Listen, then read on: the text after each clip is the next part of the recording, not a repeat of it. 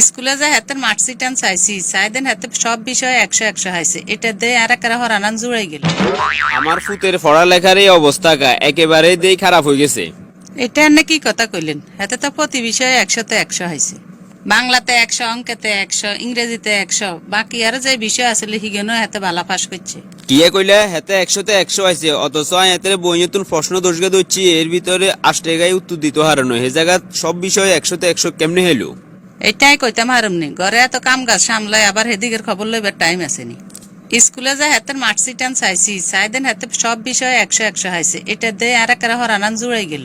তোর কথা শুনি তো আর মাথা ঘুরানি শুরু করছে। প্রশ্নের উত্তরে দিতে হইলো না হে জায়গা তাতে সব বিষয়ে 100 কেমনে হইলো?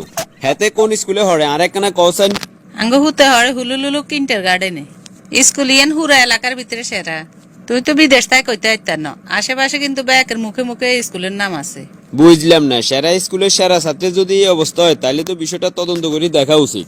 তুই আবার কিত্তাছ আর স্কুলের প্রধান শিক্ষকের লগে যাই কথা কমু কোন কোটায় ফোলাই গুনে এরকম ফাঁস করে লিখতে খাইছে তাইলে তো আজ যে হেডমাস্টারের ধরা আছে।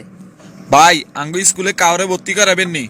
আমার ফোলা ডোনাল্ড ট্রাম্প হেতে আন্নের স্কুলে ক্লাস 4 হইছে, বার্ষিক পরীক্ষায় কিরকম লেখা গান লিখছে আমি একটু কাগজ গান দেখতাম চাই।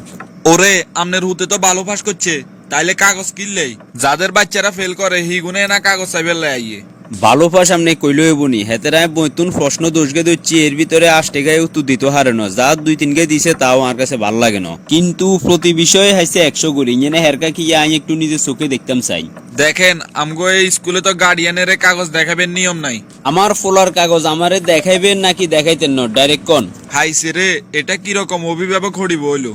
এমিয়ার লগে যদি ফেসাল বাড়াই তাইলে ফেঁসে পড়ে যাবো, এর চেয়ে বরং ডাইরেক্ট কথা কইয়ালাই। দেখেন আঙ্গো বার্ষিক পরীক্ষার কাগজ যা আসিল বিজ্ঞান এসকারা ফালার কাছে কেজির দরে বেশি এলাইছি। রেজাল্ট জানাইছেন দিন 15 দিন হয় এর ভিতরে আপনারা কাগজ বিজ্ঞান বেশি এলাইছেন কি আপনারা কি এত অভাবে হয়ে গেছেন নি? না মানে আয় তো প্রধান শিক্ষক, এটা আয় কইতাম হাইতাম না, ওই সহকারী শিক্ষক যেগুলো ছিল সেগুলো বেশি এলাইছে মনে হয়। আর এত ব্যস্ততা বাড়ছে খুচরা কাছরা বিষয়গুলো আয় নজর দিবে সময় হয় না। বার্ষিক পরীক্ষার কাগজ বেশি এলাইলো অত সামনে কইতেন হাইতো না তো আনের প্রধান শিক্ষক হিসাবে আর কি দায়িত্ব পালন করেন? দেখেন আর হুতের পরীক্ষার হলে যে প্রশ্নগুলো আইছে প্রত্যেকটা প্রশ্ন আয় হেতেরে দচ্ছি দোষগের ভিতরে আষ্টেগারে উত্তর দিতে হারানো যা দুগার উত্তর বেড়াই গোড়াই দিছে তাও আর মনোভূত হয় না। অন কত হইলো এরকম পরীক্ষা দি কিভাবে প্রত্যেকটা বিষয়ে 100 হয় আর একখানা বুঝাই কোন চাই? বাঘে শুইলে 18 গা, পুলিশে শুইলে 36 গা, কিন্তু এ লোকে তো আঁশ হইলে 72 গা করিয়া লাইছে। আর কথা বাড়াইতেন না, হাসা কথা কই দি।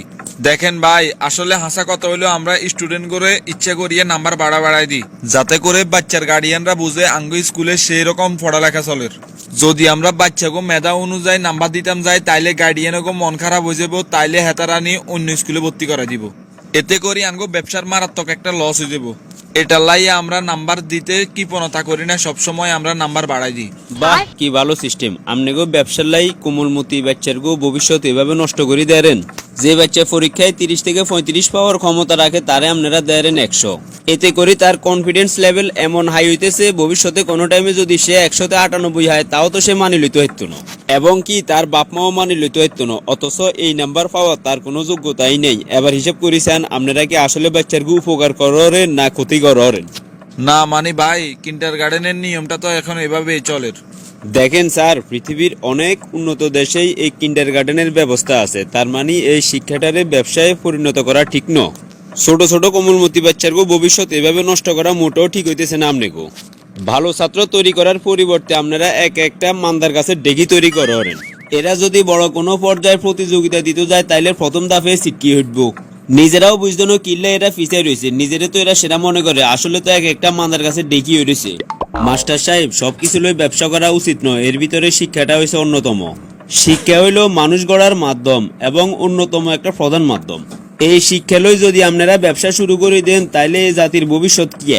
তাই দয়া করি ছাত্রছাত্রীরা যে নাম্বার পাওয়ার উপযুক্ত তারে ওটাই দিয়েন।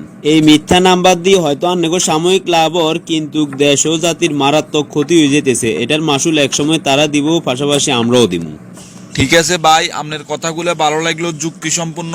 আয় কমিটির লই বমু। খালি বসলেই তো নয়, বিষয়টা গুরুত্বের সহিত দেখতে হইব। যদি বাচ্চারা অরিজিনাল নাম্বার হয় তাহলে তারা নিজেদের মেধা সম্পর্কে বুঝবো। ঠিক কথা কইছেন ভাই, আমরা আঙ্গ সাময়িক লাভের লাই বাচ্চাকে অনেক বড় ক্ষতি করিয়া লাইয়ের।